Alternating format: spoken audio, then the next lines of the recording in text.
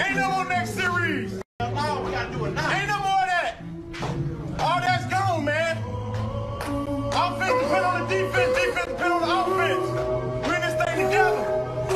We're in this thing together, man. We're gonna scratch, claw, bite, spit, anything to win this game. We ain't losing this game, man.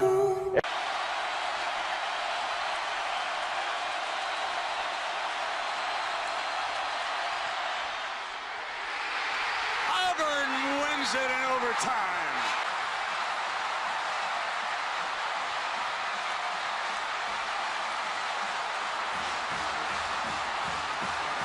Have a long snapper. Cam Newton excited that he's able to fight. Hey, that's how you hype up your team, man. That's the type of energy I need around me. And just so y'all know, man, Auburn went on to score, 24 points in the third quarter, right? They came out with that fire. And it was a well-deserved victory, man. I just love the way he got to celebrate that with his team, man. Love it. That the journey is truly the reward. I may not be who I want to be today, but I know I can be better tomorrow, working towards who that person is to me.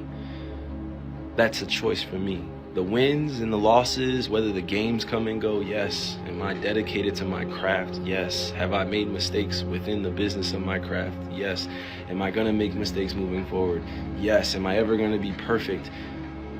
No, I'm joking. I'll never be perfect. But like at the same time, I'm just aware that you have to have laughter. You have to have fun in this. You have to smile. You cannot put too much pressure on yourself, because this one life to live, with everything going on and everything that we have been through as a human race, it's confusing and it can be a lot. Guys, listen to me. It's one day at a time, man. Look, one day at a time. You cannot change yesterday, okay?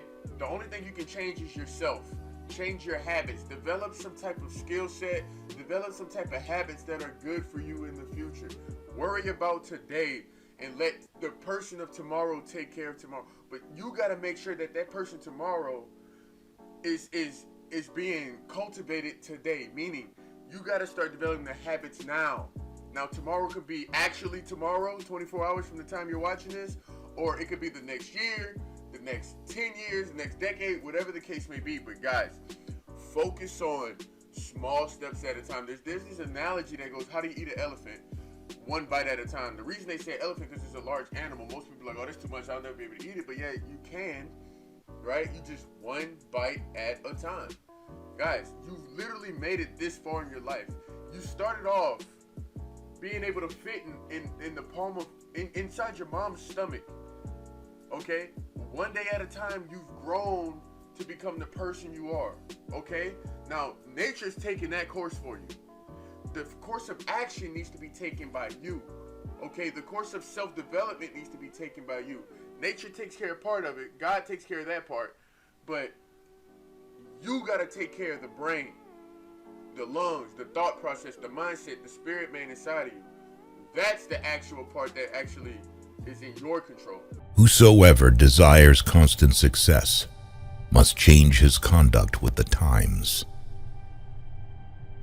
I want you to get over this notion that I find so annoying, that so many people have, that success and power in life is dependent on something like genetics. Like some people are born with a larger brain, or they have wealthy parents who are able to send them to the right school, or it's all a matter of luck. What really makes people successful and powerful in life, and it's not just me saying this, I read hundreds of books on the subject, what makes people successful is their degree of motivation. Okay, I could repeat it 100 times, but it's true every time I say it. When you are motivated, when you feel yourself emotionally engaged in the subject, you learn faster. You learn what could take somebody 10 years to learn, you can learn in 2 years. When you feel emotionally engaged with something, you're able to push past all the obstacles. So what this gentleman's saying is absolutely true.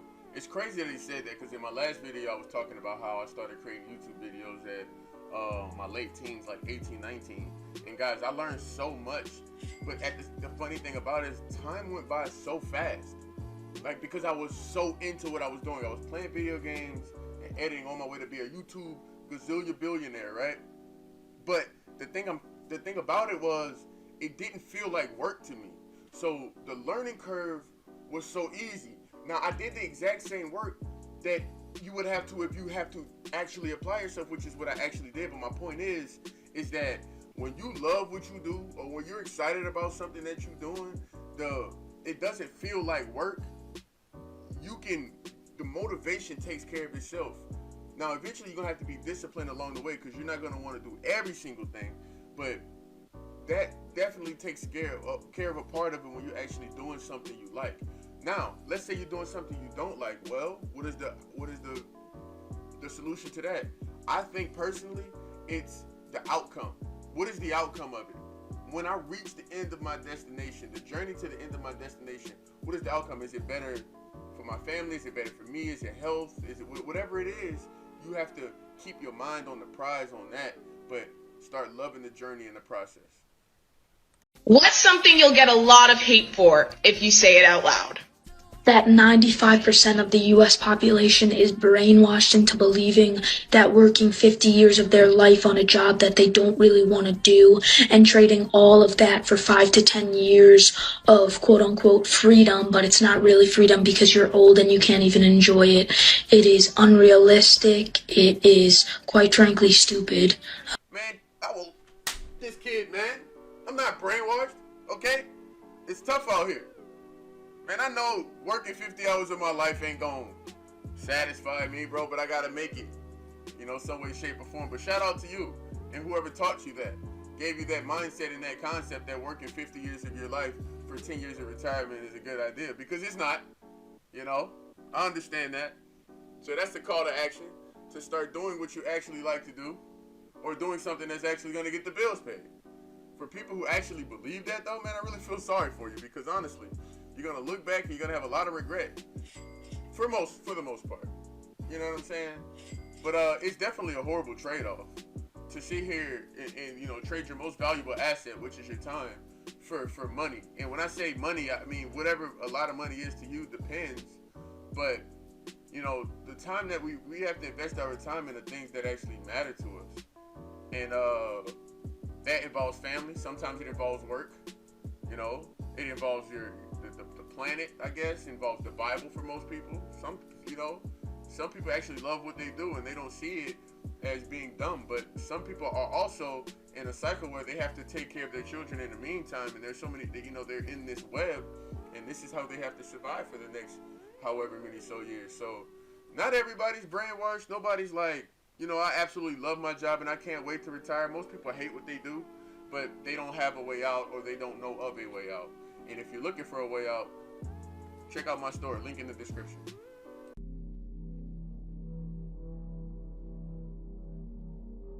The hardest way to create wealth, it's also the most rewarding way to create wealth, but the hardest way to create wealth is to be an entrepreneur. Yeah. Because if you follow the flow of the income statement and you see who gets paid first, you just go through the income. First the suppliers, then you pay your staff, then you pay the government taxes, then you pay the bank interest, then you pay yourself dividends. So the entrepreneur in the business gets paid last. But unless we go through an education system that teaches us these things, what happens is we breed entrepreneurs, you're seeing it now, who think entrepreneurship is instant money. Do you see? Whereas any person who's a real entrepreneur, and I'm not, with respect, I'm not talking about people who pose as entrepreneurs, I'm talking real entrepreneurs, will tell you that it takes a long time and it's very hard. So that's why you need an education for people who want to be an entrepreneur. Tough knowing that, huh? You actually have to work to get the benefits and the rewards that other people don't have. I want to draw it back to a six-pack because I actually want one of those, for obvious reasons. But it's a status symbol for me. I feel like it's something that can't be bought. Genetics play a little bit of a part into it, but not mostly. Six-packs are earned. And if they were easy to get, everybody would have one. Well, the most rewarding way to get paid is by being an entrepreneur. If it was easy, everybody would do it.